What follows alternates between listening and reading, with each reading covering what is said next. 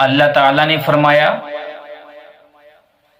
یا ایھا الذین آمنوا ادخلوا فی السلم کافہ، اے مسلمانوں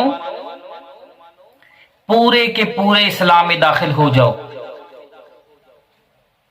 وَلَا تَتَّبِعُوا خُطُوَاتِ الشَّيْطَانِ إِنَّهُ لَكُمْ عَدُوٌّ مُبِينٌ،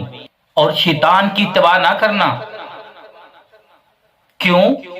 اس لیے کہ إِنَّهُ لَكُمْ عَدُوٌّ مُبِينٌ، کہ وہ تمہارا کھلا دشمن ہے۔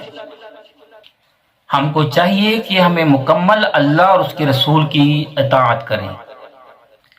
معاشرتی امن کے لیے بہترین کردار ادا کریں،